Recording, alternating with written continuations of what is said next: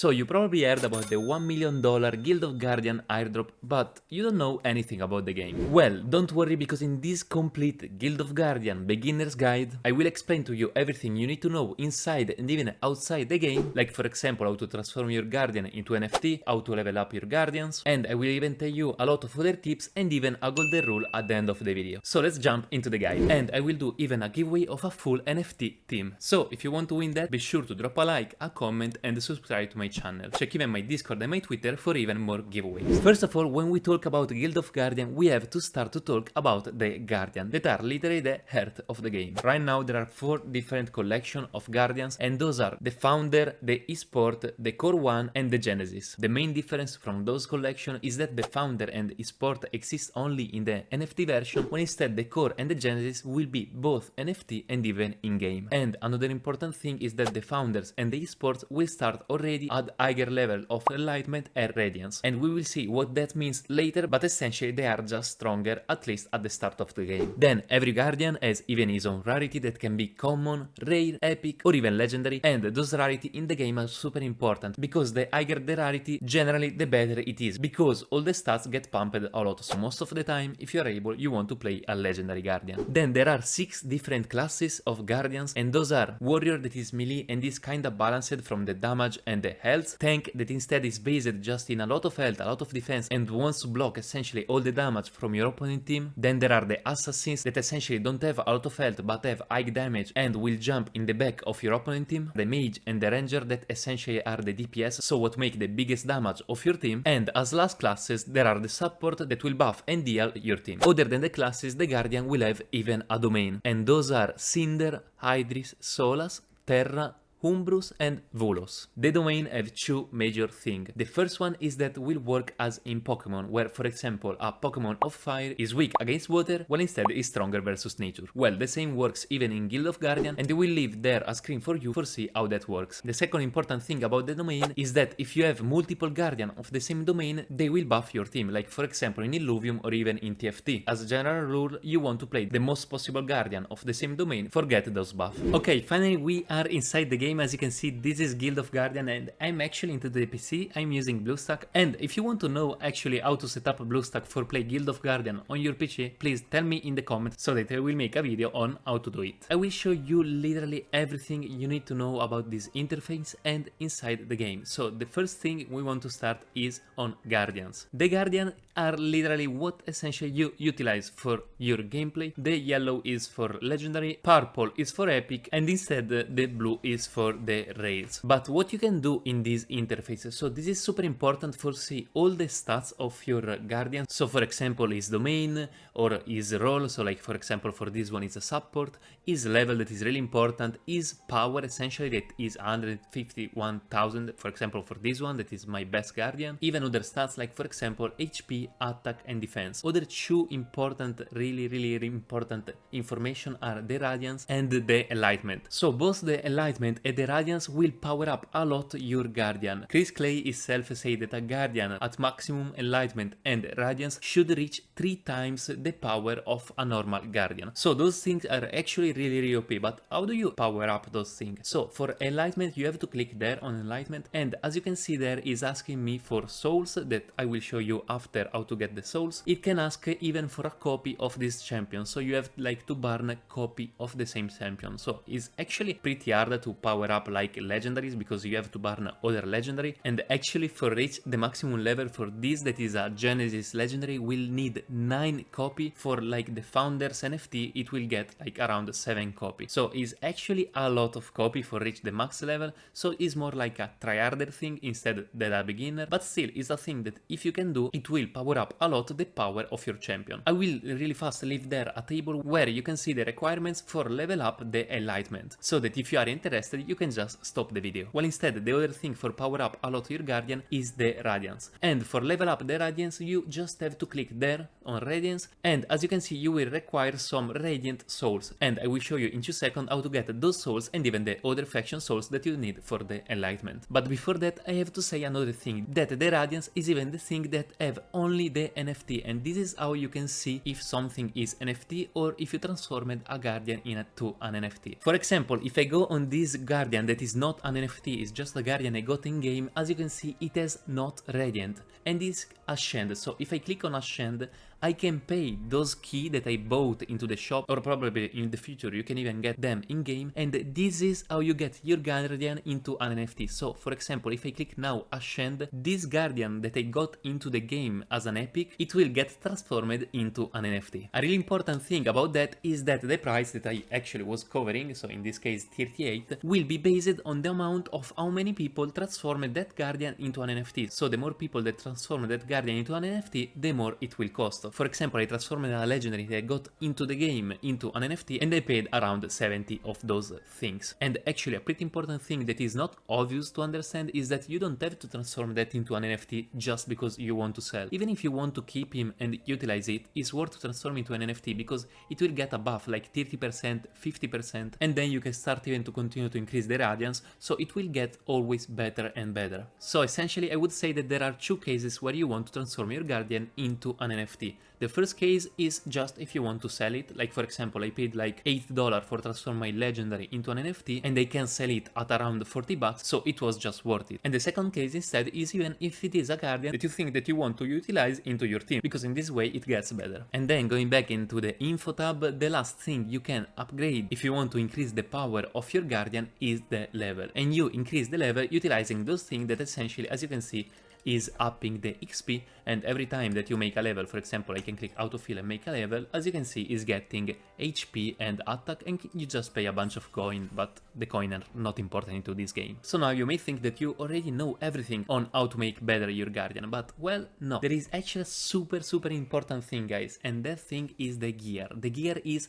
amazing, guys. Like for example, this has 90,000 of power. If I remove all my gear, it has 40,000. Like it's literally more than the half of the power. Obviously because this gear is almost all legendary, and actually we will analyze better the gear even after how to build the gear in the other tab of the game, literally for the gear. But essentially the only thing I want to say there is that the gear is super important even to make it high tier, so like legendary, epic is just better, and is pretty worthless to make the lower tier. And most importantly, when you unlock like the tier 2, because before you had the tier 1, you just have to make tier 2 because it's literally infinite time better. And then if you are interested even on how to upgrade the gear, you just click literally on the gear, for example in this one, then you click there, and as you can see you click on those stone and power up like for the level of the champion. Now I have none, but you'll just literally click there. Well, instead for change it, you just click there, and as you can see you can choose other gear, and those are all the stats of the gear that I will not analyze because it's a beginner's guide. But yeah, another pretty important thing is that the color of the number, it means essentially the power of that stats. Like for example, this is a legendary stats, so I kinda aggro-rolled there. Green instead is the worst one. So obviously if you have a gear that have like 3 number all yellow and 3 number all green, you obviously will try to power up the gear with all the yellow number. And the type of gear that you can equip is based on the aptitude of your guardian, and the aptitude is this one, the second one,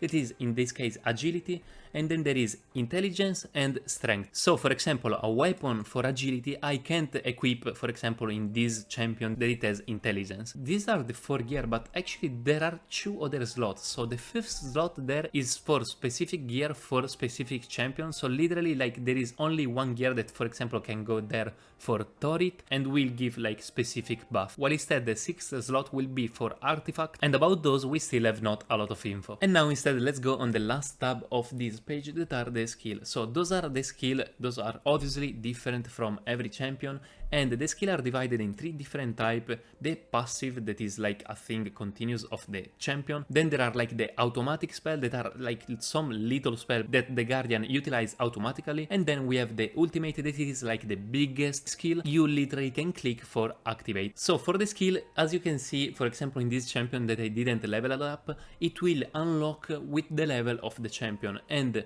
even when you reach the like 30 of level, is not that is stopped, you will literally restart powering up the level of the skill. Like at level 40 for example, this skill for example we get to level 2. The last important thing that you can do in this page that is actually pretty essential is the reset, that is literally behind me, and I will show you what it is. So for example, I will level up this champion like 11 level.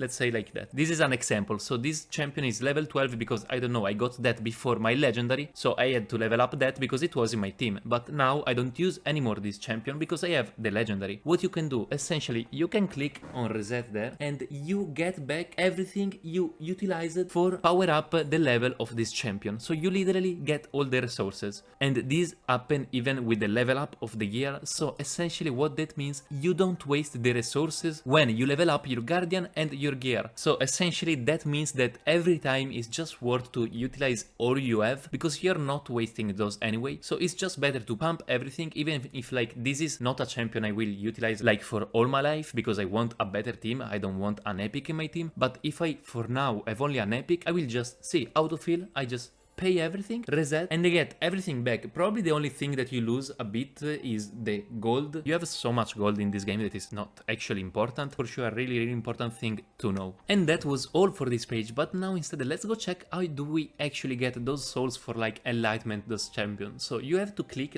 there, this arrow, and then you are into this page. That is essentially your collection of champions. And there you can literally go on sacrifice there, and there you will see all those champions that are like the best champion that I, for example, summoned that I literally will never utilize. And as you can see, I'm burning those and I'm getting the stone of their type, essentially. I will just click, for example, sacrifice, and I will get a bunch of stone. Those are the stone I got. Obviously, those are based on the rarity of the champion. Really a lot if you sacrifice only common or rare.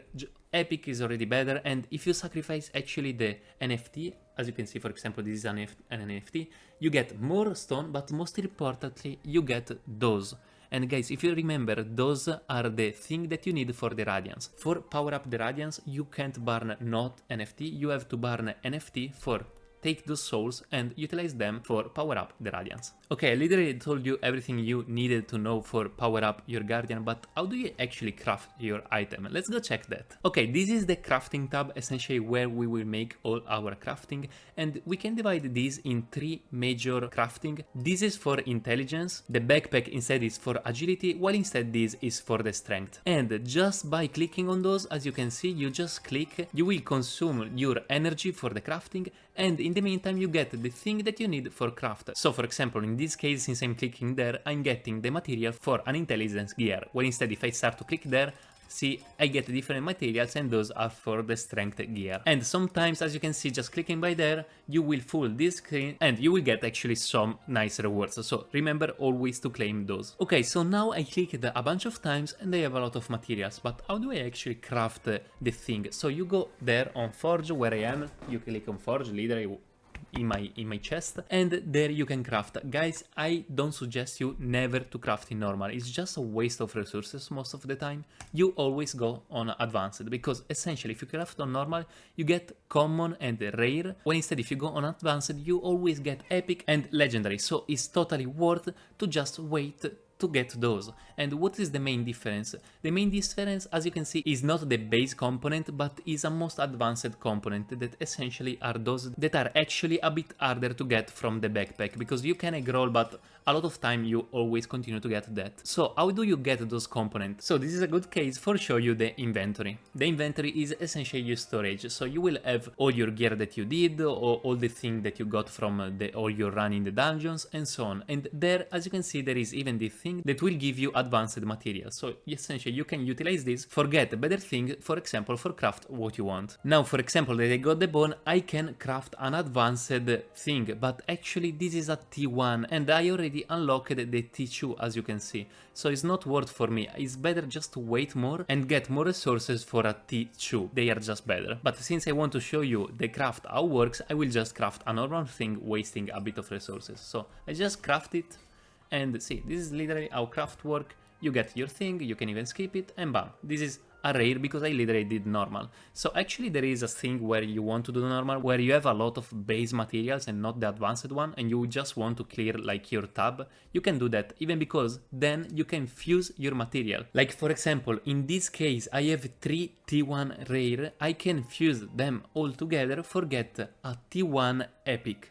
And this is pretty good when you low roll a bunch of epic, so you can fuse all of them into a legendary. And now instead let's go on the summon. So the summon are where you will literally get your in-game champions. So those guardian will not be NFT. As I said though, you can transform those into NFT, and just completing quest or farming dungeon and so on, you will unlock those stone with which you will be able to summon a guardian. And you will summon a thing, you can skip it even, and in this case is a rare. Most of the time actually it will be pretty bad, we can even do another one just for fun, but sometimes you...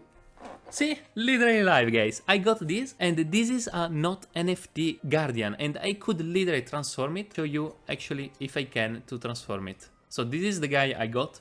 Actually no, this is the guy I had already, because as you can see this is the Radiance, so he's NFT because I had already this guy NFT.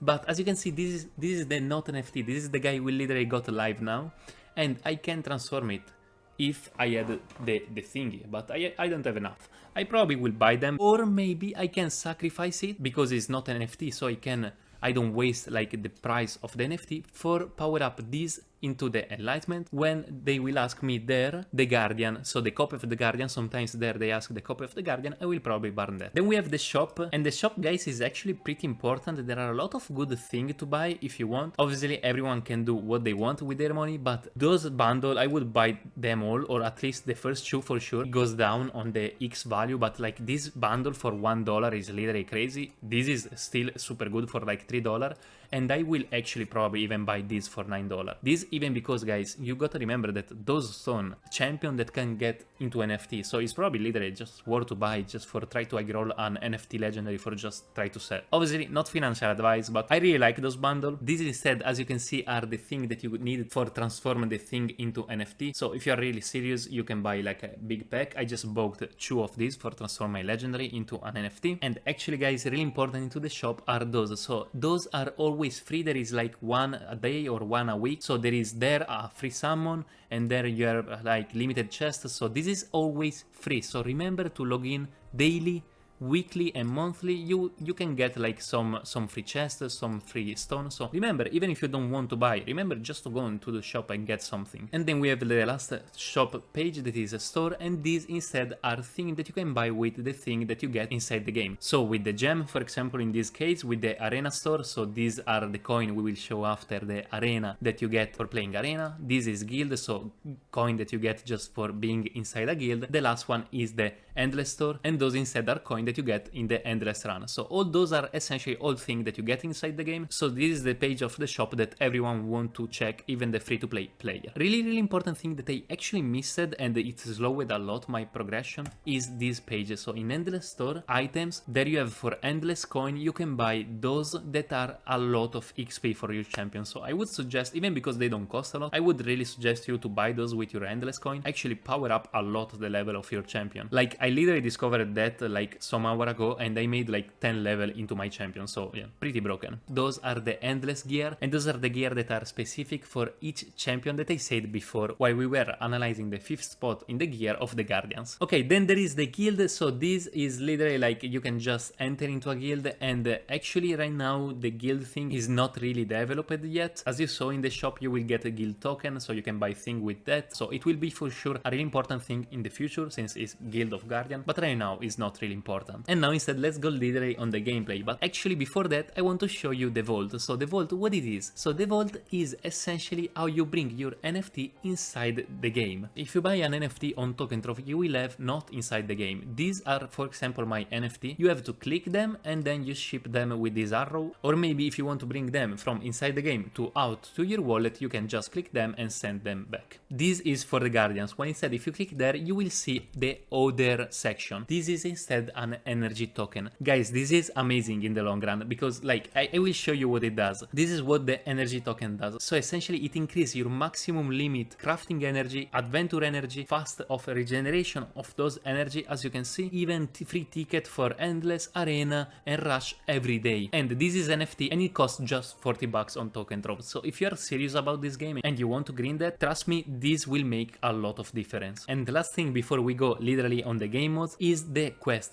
Guys, the quest is super important to do the daily quest, the daily login, because you get a lot of rewards. Like literally, as you can see, you get literally thing for do everything. Like for example, this one is from a referral. I will leave down below my link affiliate, and if you register with a link affiliate or a referral, I will leave both down below. As you can see, you will get more mission for get more things, so it's just better for you, and it's better even for me because I will get a referral as well. I will show you even the referral. So these are the referral. So even if you have friends, like when your friend does something, you will get rewards when he like progresses. So as you can see, I can invite more friends, and you can do the same. Like if you have someone that you know wants to play, just invite them so you both get things. But yeah, most importantly, do the daily quest and do even the daily login there or the weekly, monthly login. Those are literally all three things that actually will help you a lot into the path without spending your money. Because yeah, the gacha games like Guild of Guardian have a really big boost if you can pay, but actually just grind the game in the long run is probably actually more worth than actually just buying the thing. Okay, now instead let's go literally into the adventure. So it's like the main story of the game, and those will be, for example, all the dungeon that you can do. Like for example, I click there, as you can see it say like a suggested level and so on. After you claimed all those three, you can continue to go forward, or you can like even do back the challenge 1, challenge 2 and challenge 3. Guys, it's super important that you go back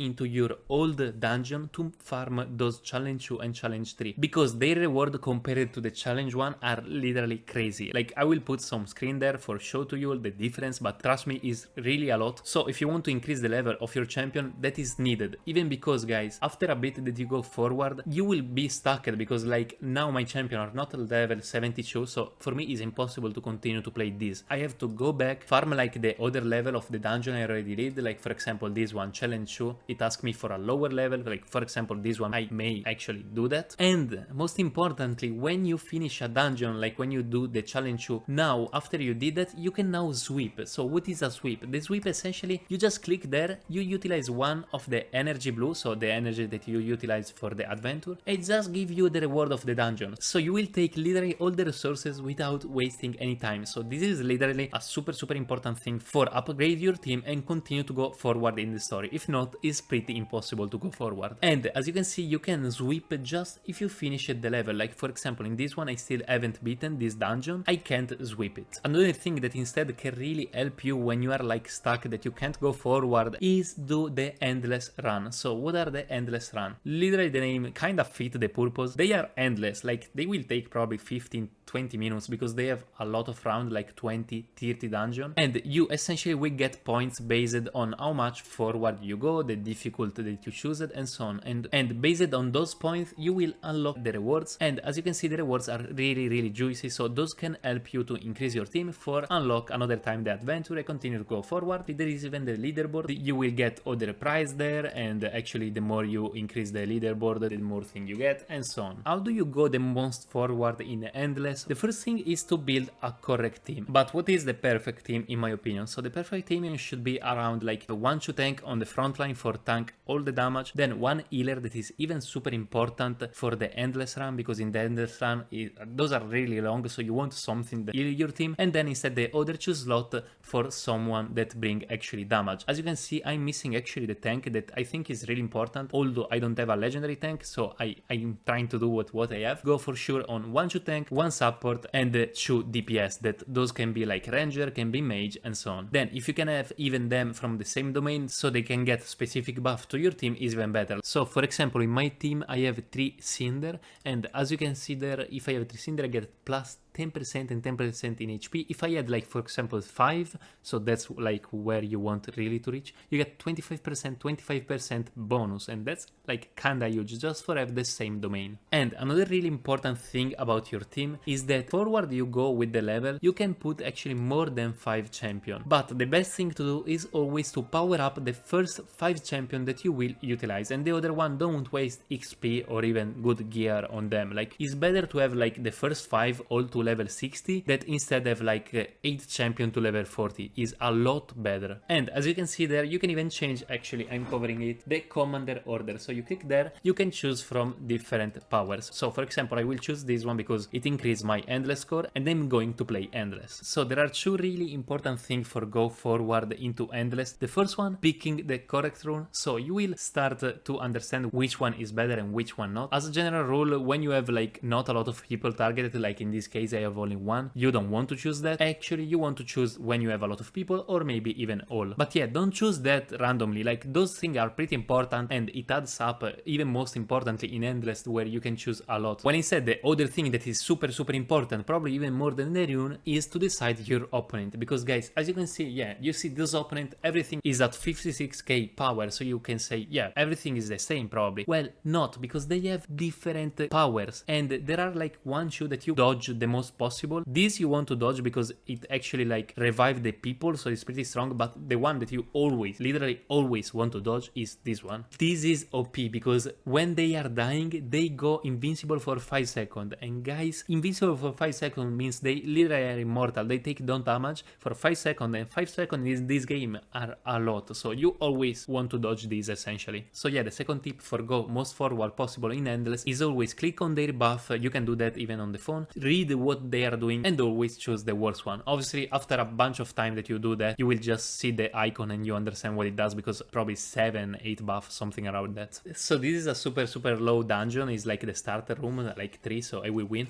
But see, this is the buff, as you can see, like immunity for 5 seconds, guys. Those guys would have been dead like a lot of time ago, and they are still there making damage. See how much life I lost on my champion at round 3 just because they were immortal. Then, other than the endless, there is rush that actually we don't have a lot of info yet. It should be like an endless but a lot faster, so you still beat like dungeon but a lot faster. And as last thing, there is instead arena. So arena is essentially the PvP, so where you fight with the other people that are playing Guild of Guardians. So decide your defense party, then you can decide your attack party. Decided those two things, you can click on the people and you can literally attack them and you fight against them. If you win the fight, you will get those scores. So for example, if I win this, I get 100 score, point there goes up, and I get even the reward. Like for example, you get like these coins that are the coin that we saw before in the shop, you get up to the rank, and you get even other rewards. So now that I'm literally seeing this leaderboard, is literally the perfect moment for say to you the golden rule is that you are playing at your time. You don't have to rush things, you don't have to worry,